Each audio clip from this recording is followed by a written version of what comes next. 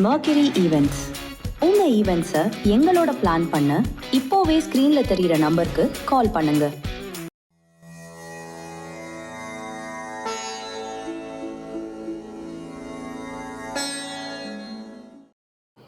ஓம் சரணாகத தீனார்த்த பரித்ராண பராயணே சர்வஸ்யார்த்திகரே தேவி நாராயணி நமோஸ்துதே. வணக்கம் நேயர்களே, இது மகாலட்சுமி ஜோதிடம் வழங்கும் காலச்சக்கரம். உங்கள் அன்பு ஜோதிடர் ஸ்ரீராம்ஜி பேசுகிறேன். அனைவரும் நலமுடன் இருக்கிறீர்களா? நன்றாகத்தான் இருப்பீர்கள், நன்றாக இருக்க வேண்டும். இன்றைய காணொளியில் நாம் காண இருப்பது ஸ்திர லக்னங்களின் வாழ்க்கை துணை ரகசியங்கள். இதன் தலைப்பு. ஏற்கனவே நம்ம சரலக்கணங்களின் வாழ்க்கை துணைங்கிற தலைப்பில் ஒரு வீடியோ பார்த்தோம். அதில் மேசம், கடகம், துலாம், மகரம் பார்த்துட்டோம். அடுத்தது இன்றைக்கி ஸ்திரலக்கணங்கள். ஸ்திரலக்கணங்கள் ரிஷபம், சிம்மம், விருச்சிகம் மற்றும் கும்பம். இந்த 4 வீடுகளையும் நிலைத்த லக்னங்கள் அப்படின்னு சொல்லுவாங்க. ஸ்திர லக்னங்கள்ங்கிறது அதோடைய இன்னொரு பேர். இவர்களுக்கு வாழ்க்கை துணையாக வரக்கூடியவங்களுடைய குணாதிசயங்கள் எப்படி இருக்கும், எப்படி அனுசரித்து போய்கிட்டால் லைஃப் நல்லாயிருக்கும், சந்தோஷமாக இருக்குங்கிறத பார்க்கலாம்.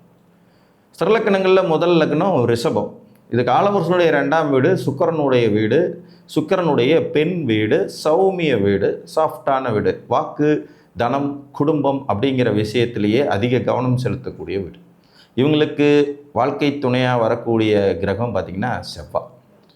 விருச்சிகம் தான் இவங்களுக்கு 7ஆம் இடமாக வரும். இந்த விருச்சிகத்தின் குணத்தை ஒட்டி தான் இவங்களுக்கு வாழ்க்கை துணையின் குணாதிசயங்கள் இருக்கும். நார்மலாகவே செவ்வாய் ஒரு மூர்க்கமான கிரகங்க. சட்டென்று உணர்ச்சி வசப்படுவதும், கோவப்படுவதும், கோவத்தில் மலையின் உச்சிக்கே சென்று திரும்புவதும், கோவத்தில் என்ன வேணாலும் செய்வாங்கங்கிற மாதிரியான மனோநிலை கொண்டதுமாக தான் செவ்வாய் இருக்கும். ஸோ ரிஷப லக்னக்காரங்களுடைய வாழ்க்கை துணையும் கிட்டத்தட்ட அந்த மாதிரியே தான் இருக்கும். நிறைய முரண்பாடுகள், கருத்து வேறுபாடுகள், கருத்து மோதல்கள், கைகலப்புகள், சண்டை சச்சரவுகள் கொடுக்குற மாதிரியான ஒரு வாழ்க்கை துணை தான் வரும். இவங்க எவ்வளோ தான் விட்டு கொடுத்து போனாலும், சாஃப்டாக போனாலும், வாழ்க்கை துணை கொஞ்சம் எகிரி எகிரி அடிக்கிறது மாதிரியான அமைப்பு கொண்டவங்களாக தான் இருப்பாங்க. மோஸ்ட்லி இவங்க திருமணத்துக்கு பிறகு ஊரை விட்டு வெளியில் போய் செட்டில் ஆகிற மாதிரியான சூழ்நிலைகளை இவங்க வாழ்க்கை துணைகள் உருவாக்கும். ஏன்னா 7ஆம் இடத்துக்கு அதிபதியாக செவ்வாய், 12ஆம் இடத்துக்கும் அதிபதியாக வர்றதுனால முற்றிலும் புதிய சூழலில் தான் வசிக்கணும் அப்படின்னு சொல்லி பிறந்த இடத்தை விட்டு வெகுவாக தள்ளி பிரித்து கொண்டு சென்று விடும் தன்மை இவங்களுக்கு உண்டு. ஒரு விதத்தில் ரிஷப லக்னக்காரங்க அப்போ வாழ்க்கை துணை சொல்கிறத கேட்டு நடந்துக்கிறது நல்லது. இல்லைன்னா இவர்களுக்கு பார்த்திங்கன்னா குடும்ப உறவுகள்னு சொல்லக்கூடிய தாய் சகோதர வர்க்கத்தினாலேயே பெரும் இழப்புகள் ஏற்படும். ஸோ அதிலிருந்து இவங்களை காப்பாற்றுறதுக்கு இந்த செவ்வாயினுடைய துணை கட்டாயம் தேவைப்படும். இதில் செவ்வாய் 3ஆம் இடத்துல நீச்சம் அடையக்கூடியவர் அப்படிங்கிறதுனால சகோதர குடும்பமாக தன்னுடைய குடும்பமாங்கிற பெரும் போராட்டத்தை ரிஷப லக்னக்காரர்கள் சந்திக்காமல் போகவே முடியாது. அதே மாதிரி இந்த செவ்வாய் 9ஆம் இடம்னு சொல்லக்கூடிய காலபுருஷனுடைய 10ஆம் வீடான மகரத்தில் உச்சமாகிறதுனால முதல் திருமணம் தோற்று மறு திருமணம் நடக்கும் விதியும் இந்த ரிஷப லக்னக்காரர்களுக்கு ஏற்படவே செய்யும். ஸோ கோபம் அதிகமாக இருக்கக்கூடிய, ஸ்ட்ரைட் ஃபார்வர்டாக மூஞ்சிக்கு நேராக கோபத்தை வெளிப்படுத்தக்கூடிய குணம் கொண்ட வாழ்க்கை துணை தான் உங்களுக்கு அமையும். இதில் விருச்சிகம் சற்று சூழ்ச்சிகள் நிரம்பிய வீடுங்கிறதுனால தன்வயப்படுத்தி கொள்வதற்காக ரிஷப லக்னக்காரர்களின் வாழ்க்கை துணை சற்று சூழ்ச்சி உபாயங்களையும் கையாளுவார்கள் என்றால் அது மிகையே அல்ல. அப்போ இந்த விதிகளை அனுசரித்து நீங்கள் வாழ்க்கை துணையை மேனேஜ் பண்ணிட்டு போக வேண்டிய அவசியம் கட்டாயம் இருக்கும். அடுத்தபடியாக சிம்ம லக்னக்காரங்க, இவங்களுக்கு 7ஆம் அதிபதியாக வரக்கூடிய சனி இவர்களுக்கு சுத்தமாக பொருந்தாத ஒரு ஆள். நார்மலாகவே சிம்ம லக்னக்காரங்க ஊருக்கு ஒரு திருமண வாழ்க்கை, ரகசியமாக வேறு ஒரு வாழ்க்கைங்கிறது மாதிரி தான் வாழ்ந்துக்கிட்டு இருந்தாக வேண்டிய கட்டாயத்தை ஏற்படுத்தும். வாழ்க்கை துணை எதிரியாய் மாறும் சூட்சமும் உண்டு. சிம்ம லக்னக்காரங்களுக்கு வாழ்க்கை துணை மேக்சிமம் வேலைக்கு போகிற மாதிரி அமைச்சிக்கங்கன்னு நான் சொல்கிறதோட சூட்சமும், அவங்களுடைய சனி பகவானுடைய அந்த குணம் உங்களை பாதிக்காமல் இருக்கிறதுக்கு அவங்க கடும் உழைப்பை வெளிப்படுத்துகிற மாதிரி எங்கேயாவது வேலைக்கு போயிட்டாங்கன்னா அவங்க கிட்டத்தட்ட 10 மணி நேரம் உழைப்புலேயே சோர்ந்து போயிட்டு மீதி ஒரு 1 மணி நேரம் 2 மணி நேரம் உங்கள் கூட குடும்பம் நடத்தினாங்கன்னா பிரச்சனை கம்மியாக இருக்கும். எப்படி பார்த்தாலும் 6ஆம் அதிபதியாகவும் அவங்களே வர்றதுங்கிறதுனால கண்டிப்பாக வாழ்க்கை துணைக்கிட்ட முரண்பாடுகள் இருக்க செய்யும். சிம்மம் ரொம்ப வேகமாக ஸ்ட்ரைட் ஃபார்வர்டாக ஃபாஸ்ட்டாக செயல்படக்கூடியது. அவர்களின் வாழ்க்கை துணையாக வரக்கூடிய சனி பகவான் அந்த வீடு கும்ப வீடு. இது ஸ்லோவாக 1க்கு 10 தடவை சொன்னால் தான் செயல்படுறதுங்கிறது மாதிரியான அமைப்பை கொடுக்கக்கூடியது. ஸோ இவங்கள்ட்ட அந்த வாழ்க்கை துணை முரண்பாடுகள் கொஞ்சம் மிகுதியாகவே இருக்கும். ரிஷபத்தை விட அதிகமான மிகுதியாகவே இருக்கும் தன்மை கொண்ட அமைப்பு தான் சிம்ம லக்னத்துக்கு வாழ்க்கை துணை கூட ஏற்படும். மோஸ்ட்லி கிளாஸ் ஆகிடும் வாழ்க்கை துணைக்கு இவங்களுக்கும். ரொம்ப அபூர்வமாக தான் வெகு சிலர் சந்தோஷமான திருமண வாழ்க்கை அப்படிங்கிறது மாதிரியான அமைப்புக்குள்ளே வருவாங்க. மற்றபடி முரண்பாடான, பொருத்தம் இல்லாத, அழகு குறைபாடு உள்ள அல்லது அறிவு குறைபாடு உள்ள அல்லது உடல் ரீதியான குறைபாடுகள் உள்ள, மன ரீதியான குறைபாடுகள் உள்ள வாழ்க்கை துணை அமையும் யோகிதைகள் சிம்மலக்னத்துக்கு கொஞ்சம் மிகுதியாகவே இருக்கும். சனி அப்படிங்கிறவரே குறைபாடுள்ள அப்படிங்கிறத குறிக்கக்கூடிய ஒரு கிரகம்.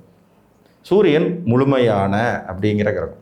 அப்போ எல்லாமும் பொருந்தி வரக்கூடிய இவர்களுக்கு ஏதேனும் ஒரு விதத்தில் பொருத்த குறைபாடுகள் இருக்கிற வாழ்க்கை துணை அமையுங்கிற சூட்சுமத்தை சனி பகவான் அந்த இடத்துல கொடுப்பாரு. ஸோ சமுதாயத்துக்காக முரண்பட்டு இருந்தாலும் வண்டி ஓடுங்கிறது மாதிரியான அமைப்பில் தான் இவங்களுடைய லைஃப் ஸ்டைல் இருக்கும். மேக்சிமம் வேலை பார்க்கக்கூடிய வாழ்க்கை துணை அமைத்து கொள்வது ஒன்றே இதற்கான சரியான தீர்வாக இருக்கும். விருச்சிக லக்னத்துக்கு வாழ்க்கை துணையாக வரக்கூடியது அருமையான அமைப்புங்க. 7ஆம் இடத்துக்குடைய சுக்கிரன் 12ஆம் இடத்துலையும் ஆட்சி வலுவை பெற்று 5ஆம் இடத்துல உச்ச வலுவையும் பெறக்கூடிய ஒரு அருமையான கிரகம். ஸோ இப்போ அவங்களுக்கு ஆட்டோமேட்டிக்காக அழகுணர்ச்சி மிக்க லக்ஸேரியஸான வாழ்க்கையை கொடுக்கக்கூடிய, மனதிற்கு இனிய தொடர்புகளுடைய, காதலித்து திருமணம் செய்யக்கூடிய, திருமணத்துக்கு பிறகு வசதி வாய்ப்புகளை அதிகரிக்கக்கூடிய வாழ்க்கை துணை கிடைக்கும். அந்த வகையில் இந்த மேச லக்னக்காரங்களும் விருச்சிக லக்னக்காரங்களும் கொடுத்து வச்சவங்க தான். இவர்களுக்கு அமையும் வாழ்க்கை துணை இனிமையான வாழ்க்கை துணையாக இருக்கும். லைஃபே திருமணத்துக்கு அப்புறம் ஒரு மாதிரி கலர்ஃபுல்லாக மாறும், வளர்ச்சி பெறும், முன்னேற்றம் இருக்கும், வசதி வாய்ப்புகள் கூடும், வீடு, காரு, வாகனங்கிற மாதிரியான லக்ஸரியஸான வாழ்க்கையெல்லாம் அனுபவிக்கிறதுக்கான யோகிதைகள் உண்டாகும். வெளிநாட்டு பிரயாணம் செய்யக்கூடியது, திருமணத்துக்கு பிறகு டோட்டலாக வெளிநாட்டில் போய் வசிக்கிற வாய்ப்புகளை உருவாக்கக்கூடியதுன்னு இவங்களுக்கு இருக்கும். இந்த ஸ்திர லக்னங்கள்லேயே விருச்சிக லக்னத்துக்கு மட்டும்தான் திருமணத்தின் மூலம் அதிக சந்தோஷம் கிடைக்கும் யோகிதைகள் உண்டாகும். ஏன்னா மற்ற 3 ஸ்திர லக்னங்களுக்கும் 7ஆம் வீடு பாவ வீடு. அதாவது ரிஷபத்துக்கு விருச்சிகம் பாவ வீடு, சிம்மத்துக்கு கும்பம் பாவ வீடு, கும்பத்துக்கு சிம்மம் பாவ வீடு. ஆனால் விருச்சிகத்துக்கு மட்டும்தான் 7ஆம் இடமான சுக்கிரனுடைய வீடு சௌமிய வீடு, இயற்கை சுப வீடு. அதனால் இவர்கள் திருமணத்தினால் வளர்ச்சி அடைகிறார்கள், மனதிற்கினிய வாழ்க்கை துணையை பெறுகிறார்கள், அவர்கள் கூட சந்தோஷமாக குடும்பம் நடத்துகிறாங்க. இவங்களுடைய ஆக்ரோஷமான குணங்களை கூட இவங்க வாழ்க்கை துணை இனிமையாக கடந்து போகிறாங்க. திருமணத்துக்கு பிறகு அதிர்ஷ்ட வாய்ப்புகளை பெறுகிறார்கள், அழகுணர்ச்சி மிக்க வாழ்க்கை துணை அடைய பெறுகிறார்கள், வீடு வாகன சுகங்களை அனுபவிக்கும் யோகிதையை தரக்கூடிய அதிர்ஷ்டகரமான வாழ்க்கை துணை கிடைக்கும், நன்மைகள் உண்டாகின்றன. ஸோ விருச்சிக லக்னத்துக்கு வாழ்க்கை துணை சந்தோஷத்தை தரக்கூடியதாகவே மேக்சிமம் இருக்கும் அப்படிங்கிறது நிதர்சனமான உண்மை. கடைசியாக கும்பம். இவர்களுக்கு 7ஆம் இடமாக வரக்கூடியது சிம்மம். சூரியனுடைய ஆட்சி மூலத்திரிகோண வீடு, காலபுருஷனுக்கு 5ஆம் இடம்.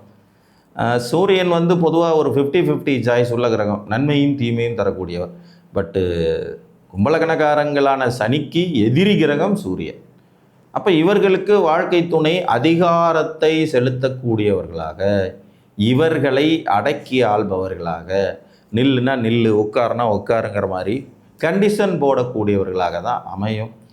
ஆட்சி, அதிகாரம், அரசு பதவி, அதிகாரத்தில் இருக்கக்கூடிய தன்மை, கர்வம் மிகுந்தவர்கள், சம்பாதிக்கும் தகுதி உடையவர்கள், தான் என்கின்ற எண்ணம் சற்று கூடுதலாக இருக்கக்கூடியவர்களே இவங்களுக்கு வாழ்க்கை துணையாக வருவாங்க. இவங்க கொஞ்சம் அடங்கி போக வேண்டியதான் வரும், வேறு வழி இல்லை. ஏன்னா பகைச்சிக்கிட்டோ முறைச்சிக்கிட்டே போயிட்டே இருந்தால் வாழ்க்கை சந்தோஷமாக இருக்க. இவர்களுக்கு பவர்ஃபுல்லான சூரியன் வாழ்க்கை துணையாக வர்றதுனால திருமணத்துக்கு பிறகு ஓரளவுக்கு சம்பாதிக்கிற யோகம், முன்னேற்றம் எல்லாம் கிடைச்சாலும் முழுமையான சந்தோஷமான வாழ்க்கையை அனுபவிப்பாங்களான்னா அது இல்லை. 50% சந்தோஷம், 50% துக்கங்கிற மாதிரி ஒரு கலப்பு பலன்கள் தான் இவர்களுக்கு கிடைக்கும். சூரியனுடைய நேச்சர் ஆஃப் கேரக்டரே பார்த்திங்கன்னா டாமினேட் பண்ணுறது. அப்போ கும்பலக்கணத்தினுடைய வாழ்க்கை துணை டாமினேட் பண்ணாமல் என்ன பண்ணுவாங்க? கண்டிப்பாக டாமினேட் பண்ணுவாங்க. இல்லை 3ஆம் இடத்துல அவர்கள் உச்ச வலிமையும் பெறதுனால இவங்களுக்கு திருமணத்துக்கு பிறகு நிறைய முயற்சிகள் ஏற்படும், சம்பாதிக்கிற வாழ்க்கை வாய்ப்புகள் ஏற்படும், வசதி வாய்ப்புகள் அதிகரிக்கும், வெளிச்சத்துக்கு வருவாங்க. நார்மலாக கும்பலக்கணக்காரங்க வெளிச்சத்துக்கே வரமாட்டாங்க, அப்படியே இருட்டிலே வாழ்ந்துட்டு போயிடலாம், நம்ம பாட்டுக்கு இருப்போம், இருக்கிற இடம் தெரியாமல் இருக்கணும்ப்பா, வளர்றது தெரியாமல் வளரணும்ப்பா, ஒரு படத்தில் கூட இந்த வசனம் வரும். ஆனால் அந்த மாதிரி இருக்கிற கும்பலக்கணக்காரங்களை இழுத்து கொண்டுட்டு வெளிச்சத்தில் நிறுத்துகிற தன்மை வாழ்க்கை துணை வந்த பிறகு கிடைக்கும். முயற்சிகள் வெற்றி அடையும் அமைப்புகள் வரும், தொழிலில் வளர்ச்சி அடையக்கூடிய யோகிதைகள் இருக்கும், நல்ல கூட்டு சேரக்கூடிய வாய்ப்புகள் உண்டாகும், அரசியல் ஈடுபாடு, அரசு வேலை போன்றவை கிடைக்கப்பெறும் யோகிதைகள் இருக்கும்.